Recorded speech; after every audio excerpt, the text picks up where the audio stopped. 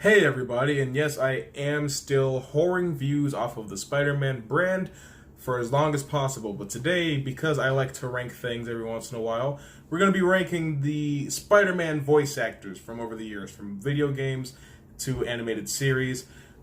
Starting from the 1990s series, if my glasses are reflecting hardcore, it's because I'm looking at my computer as we speak, but if you want, I can do this without them.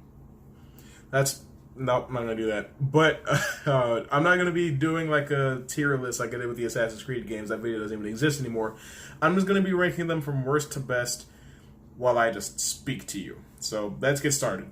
Alright, at worst we've got Robbie Daymond, largely because his entire show was just so unmemorable. Like, it was the most recent one that started in 2017 and lasted until, like, I guess at the beginning of this year. But nobody remembers that show because it was bad. The animation was lackluster. The writing was terrible. The art was lazy. There was just nothing that could salvage that show. So of course, down with the ship goes the captain, the guy that voiced Spider-Man. So unfortunately, he has to be the worst. Moving on. All right, next we've got Christopher Daniel Barnes from the 1990s cartoon Spider-Man. Not that he did bad, but the fact of the matter is he just kind of spoke with a voice. It wasn't iconically Spider-Man. And then, of course, you've got this cringe-worthy moment that will pretty much always tarnish the good name of Spider-Man animation. Get back here, Shocker! Shocker! You can't escape me! I'll chase you to the ends of the earth! Needless to say, there's nothing going on that's any kind of good there. But, moving on a little bit farther. Alright, next we've got Shawn Marquette from the Ultimate Spider-Man game.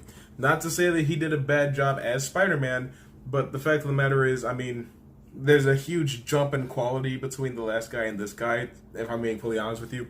But he also voiced Mac on Foster's Home for Imaginary Friends, so if you watched that show growing up like I did, and then you played this game, then all you could really hear was Mac because it wasn't a different voice that he did for this character. So overall, things didn't really come across as a completely different performance. It was just Mac, but now he can swing from webs and fight bad guys, which, again, isn't awful, but just nothing too innovative. Then you've got Mike Vaughn, because I give him props because he had to basically play two different versions of Spider-Man. There was a black suit version and, of course, the regular old red and blue suit version of the suits. And you could argue, well, Tobey Maguire also did that in Spider-Man 3. That performance was the most phoned-in thing I've ever heard in my life, and that was way back on PS2, so I can't even imagine how that would sound these days. But Mike Vaughn, I think he actually did a fantastic job. I mean, Spider-Man Web of Shadows isn't exactly the best Spider-Man game, but I do think the voice that he did for Spider-Man isn't exactly iconic, but it is very fitting for the theme of that game and for what he was given to do with that game. I'm so good at talking, you guys would not even believe your eyes. Coming up next, you've got Neil Patrick Harris of the Spider-Man MTV animated series called Spider-Man the Animated Series, and also the games such as Shattered Dimensions and Edge of Time. Now, the thing about the voices that he did for both sets of Spider-Man is that they're very different, because while they're both more mature versions of the character, the MTV version of the character was more like edgy because he was on MTV. And there was more like, I guess, there was mild swearing on that show, and he was like, oh, I'm so cool because I'm Spider-Man.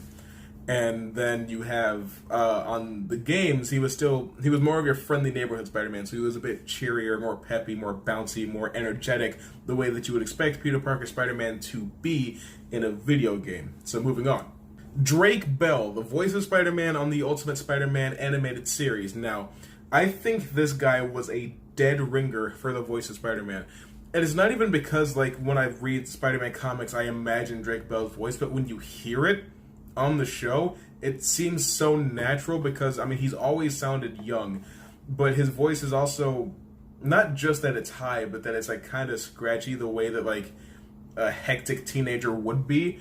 And then, of course, he got older on the show, he ended up graduating, but the point is, like, when you think of, like, a teenager who's constantly under pressure and trying to manage leading a team for S.H.I.E.L.D., being a secret operative, trying to balance that life with his normal life, Drake Bell's voice fits the mold far better than you would expect it to, and I even wanted him to play him in live action for a while, and then I laid eyes on Tom Holland, and all that went out the window. But that's not the point.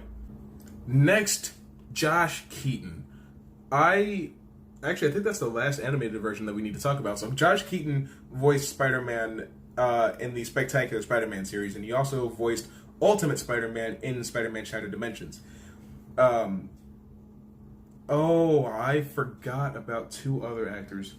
But you know what? I want to put one of them in between these two anyway. Point is, as far as, like, I don't want to keep going back to the fact that he's young, but, like, his voice was very springy and high octane, and it fit very well with the version of Spider-Man that they were writing because he was snarkier. His one-liners were a little bit wittier. Like, his quips were actually pretty solid on that show, which is kind of a rarity when it comes to Spider-Man because of just how much there is. Sometimes some Spider-Men just aren't going to be as funny, Andrew Garfield, as some other ones, Tom Holland. And that's just the way that playing that role works.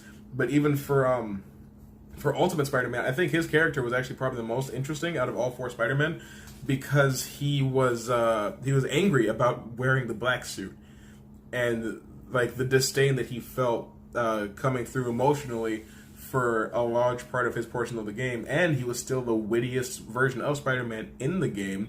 I'm not going to get into Miguel O'Hara or Spider-Man Noir because they are not mainline Spider-Man. I guess neither is Ultimate Spider-Man, but he also voiced in Spectacular Spider-Man, so that's why he counts.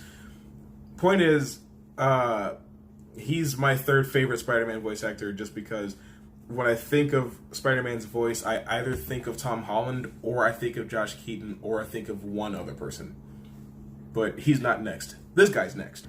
Jake Johnson, I never thought I would look at somebody from Tag and think, yep, you know what, that guy needs to be Spider-Man.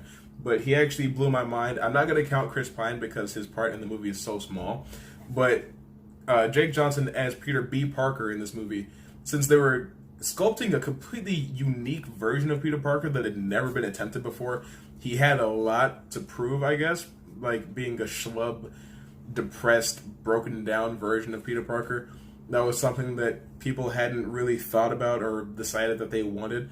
So for him to not only be able to pull that off, but be able to break your heart with some words that he said in the movie, like, you won't know when you're ready, Miles, it's just a leap of faith. Like, that type of stuff, just having the emotional vulnerability while also being kind of the butt of the joke for most of the movie must have been pretty difficult to pull off, but I think he did nail that balance very well.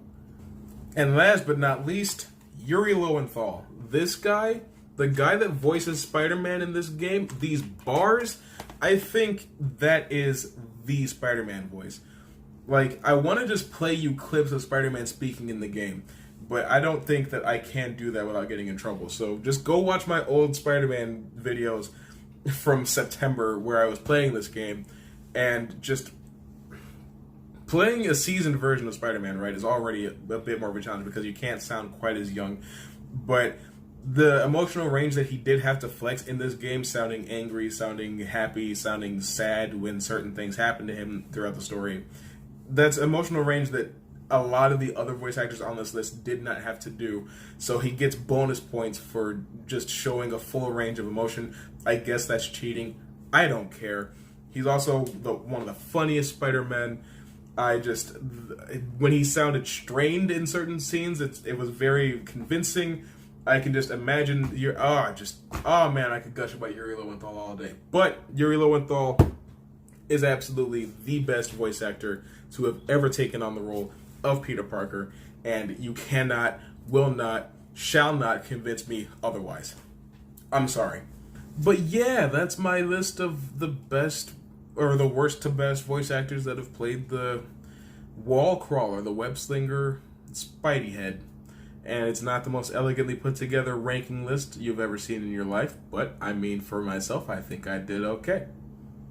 So I'm not going to worry about it too much. I'm going to say I'll see you later.